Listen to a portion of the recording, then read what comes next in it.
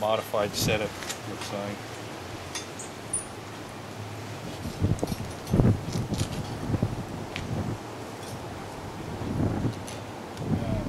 Holes are a bit rusty.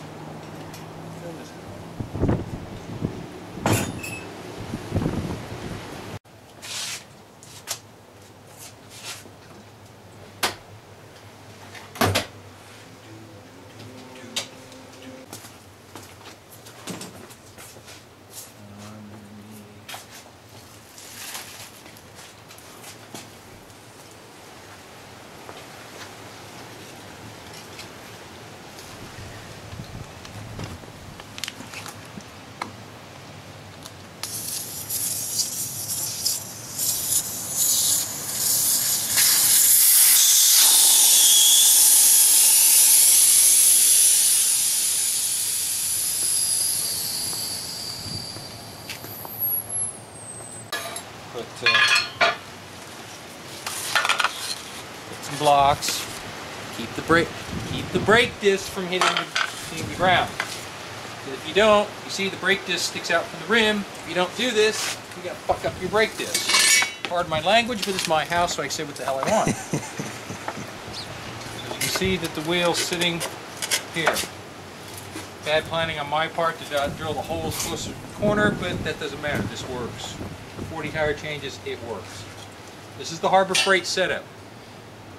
I've removed a couple components, I think, here, but this is the fundamental part. Instead of using a tire stand or putting it on the ground or anything else, I've got it bolted down to a reasonably heavy table that isn't going anywhere. So I'm going to use the bead breaker assembly. You've got to have this. You can do it however you want to do it, but if it's an older tire or if it's a track tire, the beads are on there. So good luck to all of you if you want to try to do it some other way. Hold on one moment.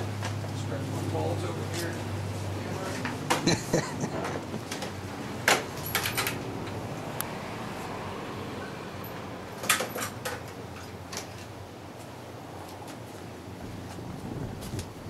I use a little bit of a condom device here just to keep from fucking up the rim.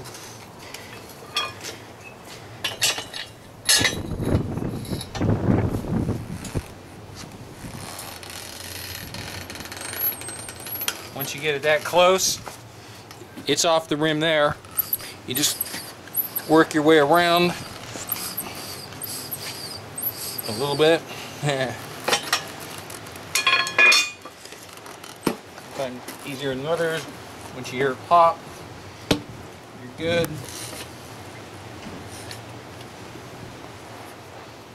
Run all the way around. Get out so there's no chance of hitting. Man, my wrist will hurt with my other stick. Actually, we'll use the lower hull.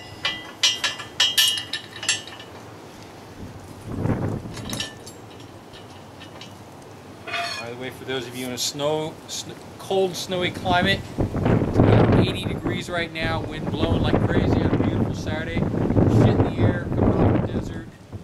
But as you can look at the trees and stuff, it's a warm day. But instead of riding, we're changing tires. Doing the other side.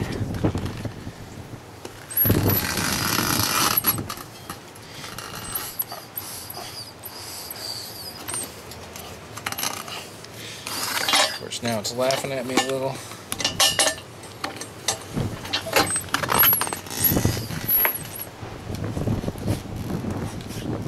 There. That's the bead breaker.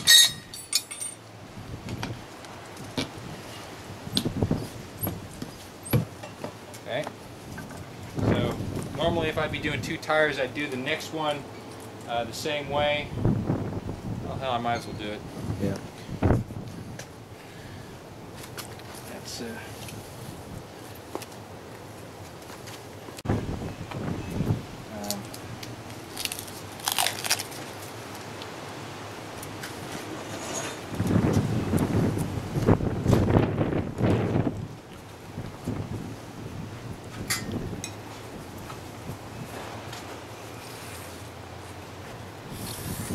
stuff is that cleaner. Did I give you some of that? No, but next time you buy some, you said All right. buy a batch for me. It's kind of like it's almost like kerosene, but it's food grade. You can drink it if you want. Not going to need the wheel weights, by the way, because we're going to have to rebalance. As you can see, they ended up using 6 weights, which is a lot more than it normally would need, but whatever. This was done at Apex Moto, right? Mm-hmm. So I'm sure that's exactly what. Oh, I was witnessing it when you did it, so. I'm sure that was exactly what they needed, though. So. Knowing that I had already ridden them on the Buell.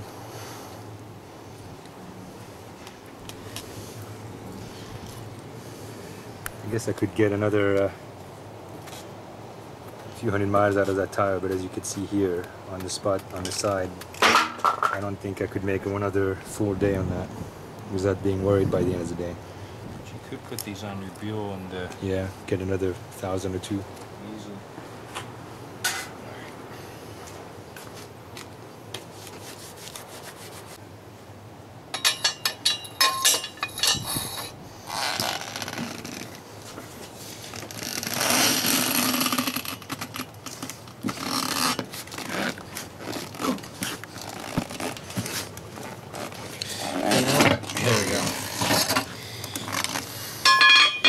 Last weekend in my drunken escapades after Pizza Port, I decided to show some 10-year-olds that I could use a pogo stick in the middle of the street. And I bounced off the ground a couple of times. And I didn't realize until Monday morning. I woke up like, oh fuck, my hip is killing me, my wrist. Like, what did I do? Oh, that's right. Dumbass. For this thing, the only thing I've used this Harbor Freight device for is for prying the tire bead off of the rim. The setup with the top, as we'll see here in a minute, I chose to abandon it because I didn't think it was going to work right. So I'll leave this here. As David so kindly made a mess on my driveway. Thank you, David. I actually did half of that. This is the motorcycle attachment. Cut it, I welded on a mounting plate so I could bolt it down on the same pattern as the bead whatever breaker? the hell it's called, bead breaker. Thank you.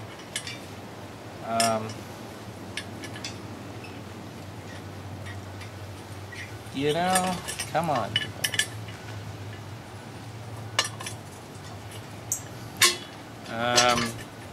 Again, modified there so that it can be held on tight.